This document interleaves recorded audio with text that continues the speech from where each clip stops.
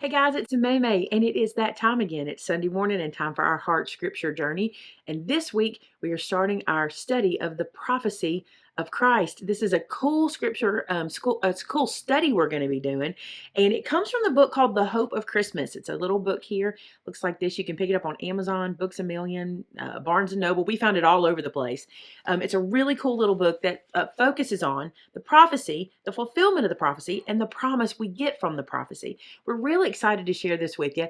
And we told you about it last week. And what we discovered was most people wanted us to do it on YouTube versus how we normally do, which is on Facebook. And then we download it and bring it here. And we appreciate that because I have found that sometimes things are lost in translation when we download from one place and bring to another. So what we'll be doing throughout this holiday season is doing this video here on YouTube. So every Sunday morning at 9 a.m. we'll be doing the prophecy together. It might be me and Vince. It might be Vince and someone else. It might be it might be somebody else altogether. This is what we will be, my tongue, right? This is what we will be focusing on for the holiday season. This also means that our Friday videos on Facebook will be paused until after the holiday season. We're just going to do this video here on Sunday morning and then share it with you guys over on Facebook. We love you very much. We appreciate you coming along with this journey with us. And today, Vince and Josh take you along on the first section of prophecy straight from the book of Genesis. Thanks so much, guys. Have a blessed day. Hey guys, welcome into this week's time of Bible study. We have been very excited about the opportunity to share with you guys the new book that we're doing. It's called The Hope of Christmas. I'm going to show it to you right there. It is a great book that talks about all of the prophecies that Jesus fulfilled when he came. It starts all the way back in Genesis and works its way through all the way through the promises that Jesus would die for us and be crucified and be raised from the dead. So it's a wonderful book of prophecy. What a great time to do it during the Christmas season. I got old Josh with me today to help me out, and we're really excited about sharing this time with you today, so I hope you'll enjoy it. Those of you that normally watch us on Hide His Word in My Heart on Fridays, welcome into the Sunday video.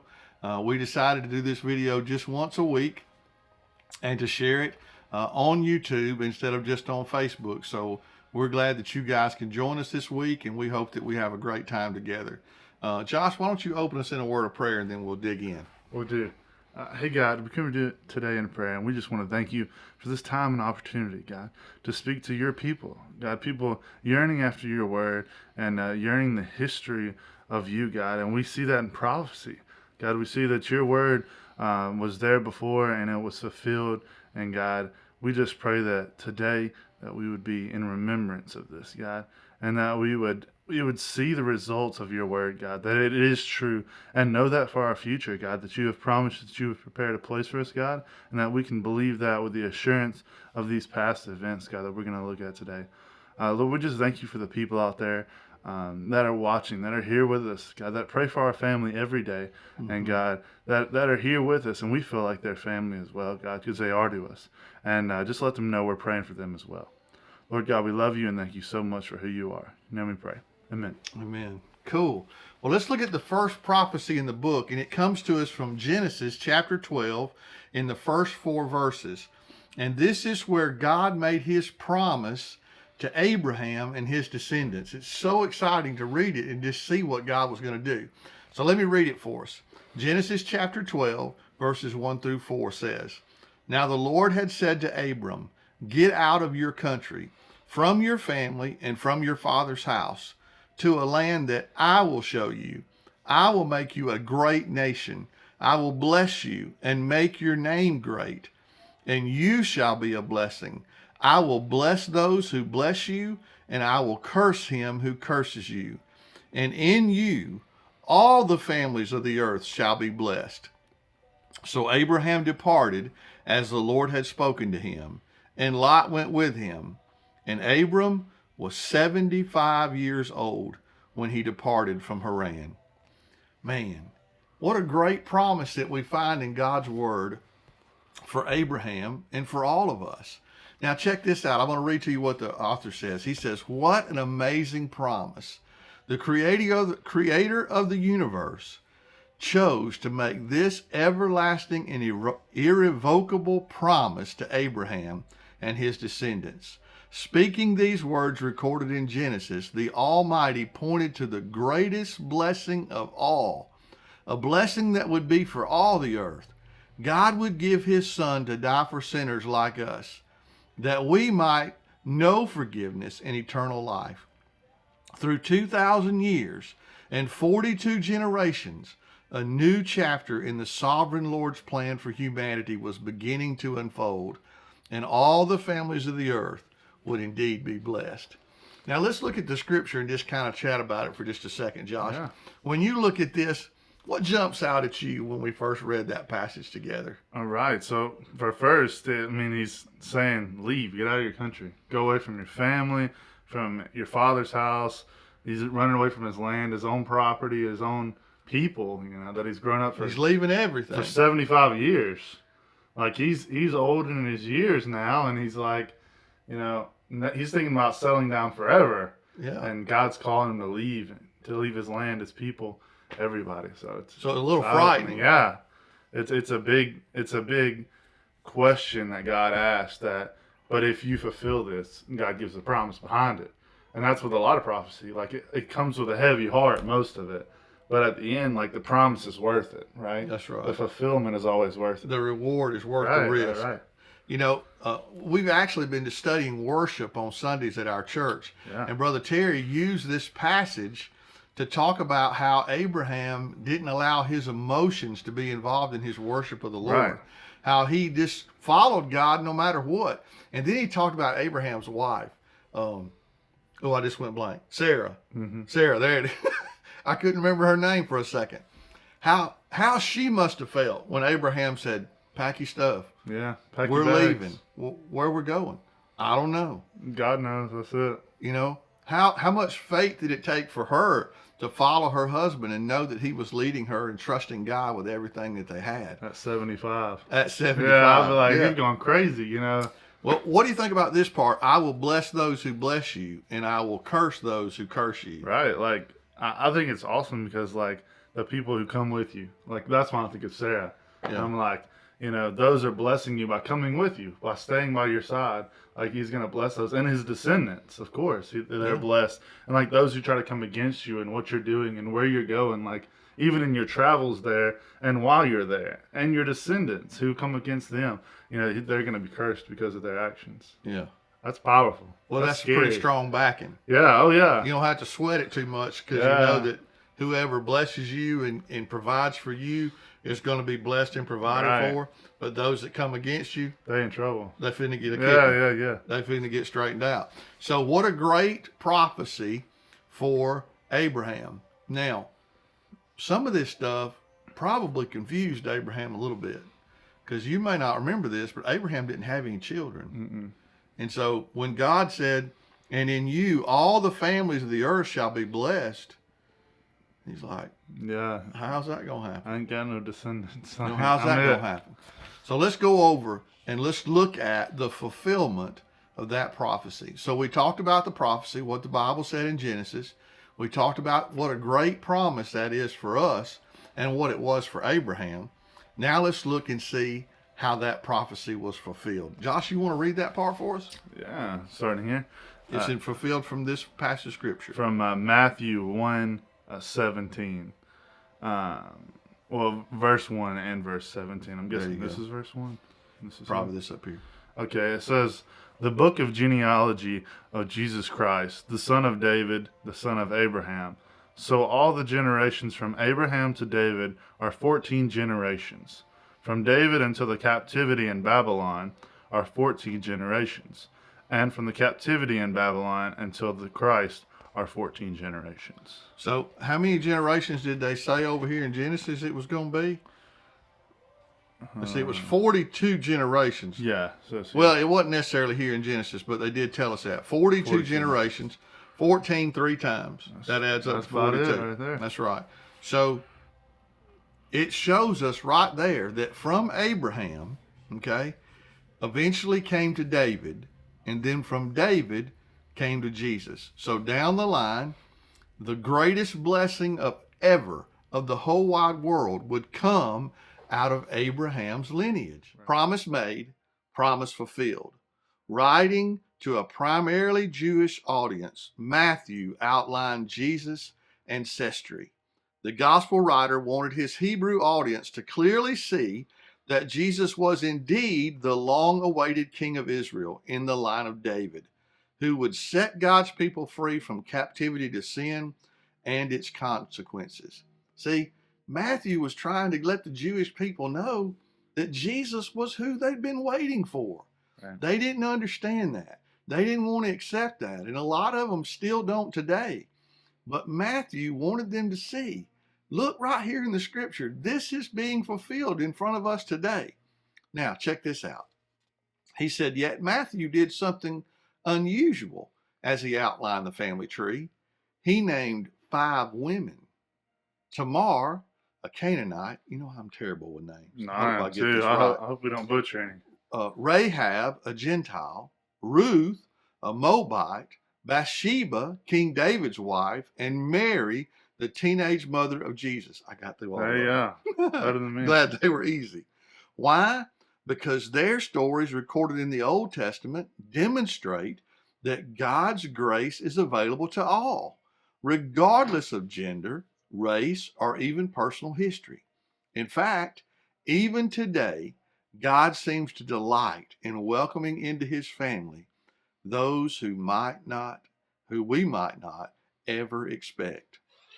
This season, keep your eyes and your heart open in an unexpected way that God will reveal to you the hope of Christmas. Man, I That's like awesome. that. That's Yeah. exciting. I tell you what, I hope you're looking forward to this book because, man, we're going to have fun with it every week as we look at the prophecies and how they're being fulfilled in the scripture, or how they were fulfilled in the scripture, Yeah. and what we can look forward to when Jesus comes back for us again. All right, so we talked about the prophecy. We talked about how that prophecy was fulfilled. Yeah. Now look at the promise that God had for us, all right? You want to read that from Hebrews chapter 6, verses 13 through 15. It says, when God made a promise to Abraham, because he could swear by no one greater, he swore by himself, saying, surely blessing I will bless you, and multiplying I will multiply you. And so, after he had patiently endured, he obtained the promise. And that's from Hebrews 6, 13 through 15.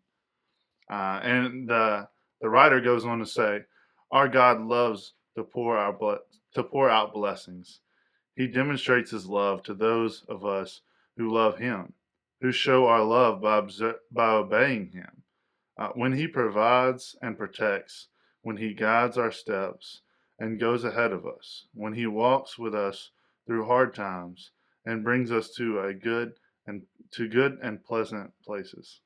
God blesses us with his constant presence. And I think for us, like that's huge for us, is to be blessed with his constant presence, to his peace to be on us. Especially through the Christmas season. It's very chaotic. And it's very, everybody's got to get gifts and we're getting things. And now we have a wedding coming up. And it's very, very stressful, it seems. But the blessings that he's always there with us. And he's going to provide for us. And he's going to provide for my family because, we have that peace of God. And I know Jesus Christ is my Savior. That's right. And I don't have to fear. And it brings a whole comfort level. Because I know in our family, we've had plenty of times where we were struggling. And like God's peace, not only his peace, but his blessings, he's always provided for us, as we say. Because it's true. And, even when we thought we couldn't outgive God, he always came back and gave us, what we gave or more. That's right. And he's always multiplying our blessings. Way more. Always multiplying our blessings. And I think, he says that surely blessing and I will multiply you. I think that's a great way to see that. Yeah. Continuing forward, he says, whatever trials we face, nothing can separate us from his love. Whatever twist in the road, nothing can interfere with his sovereign power and goodness. Wow, that's powerful. It's strong. Wow. That just tells us whatever happens, it's all part of his plan. And nothing is going to interfere with that. And nothing's out of his control. Like, it isn't like, when we have a flat tire, we're like, I didn't control that. I didn't want that to happen. Yeah. But everything that happens, God's like, he's not up there wringing his hands saying, what are we going to do now? It's awesome. That's what we do. Sometimes. Yeah, that's what I do. Whatever missteps we take, he can redeem. Ooh. Whatever hurts we experience, he can heal. Yes, our God loves to pour out blessings. Man, that's awesome. Wow. Then we finish it up with a scripture from Psalms chapter 1, verses 1 through 3. And it says this: Blessed is the man who walks not in the counsel of the ungodly, nor stands in the path of sinners, nor sits in the seat of the scornful. But his delight is in the law of the Lord, and in his law he meditates day and night.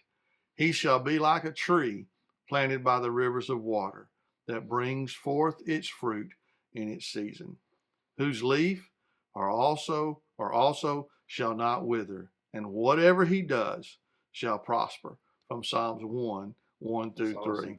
So over and over again, we see the promise of God's blessing carried out from Abraham all the way to us today. And we can have faith and trust in God and know that he's working things for our good. Amen. That's awesome, because I remember I had to memorize the scripture for one of our challenges at the local BCM, and it was I didn't know that this was also referring to this. Obviously it goes along, but I remember when I was memorizing this, like how I wanted to always be that person, that grew his strength from the water right close to him, and he, was always bearing fruit.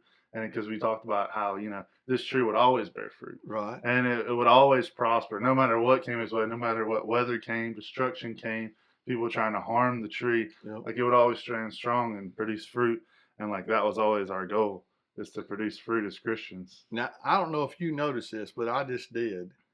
In Genesis, they were talking about Abraham. And isn't it cool how one of his descendants wrote David that? Oh yeah, wrote I didn't that. think about that. So the blessing that God promised Abraham worked its way to David, and then he shared it, and now we get to be a blessing from it too. It's the fulfilling of it, literally. It's pretty cool how it all ties together, isn't it? Well, guys, I hope you enjoyed this time that we had together today, and I really appreciate you tuning in and watching. And I look forward to us digging in next week to the second prophecy in the book and just seeing what God has for us and what he's already done for us. Let's have a word of prayer together today, and we'll close out. And we hope you have a wonderful Sunday. Yeah. If it's where you can, go to the Lord's house and worship. Get out and celebrate all the great things that God has done for us, and enjoy that time as you forsake not the assembling of yourself. Let's pray together. God, thank you so much for this day. I thank you for the privilege of getting to hang out with Josh for a few minutes and just look back at your promises in your word. Look back at what you told Abraham and the prophecy that you gave to him about how you would bless him and protect him, how you called him out of his own country, out of his own land, out of his father's house, how he had faith to trust you, to take his family, pack up and just go, not even knowing where you wanted him to go, but just following you. The faith that it took to do that is something that I long for in my own life. I pray, God, you'll help me to trust you like Abraham did and to follow you like he did. And God, I pray that just as you promised Abraham all those blessings, that God, you continue to bless us every day. And Lord, help us to thank you for everything you've done for us, to never take anything for granted, even the smallest little things. Help us just to trust you. God, for those that are watching today, I pray, God, this promise, this prophecy, this fulfillment will encourage them today and help them understand just how much you love them and how you planned it all the way back in the beginning of how you would save them through your son, Jesus. We thank you again. In Jesus' precious name we pray. Amen. Hey, thank you guys for watching today. Hope you have a great day, and we'll see you next time. See you now. Bye-bye, guys.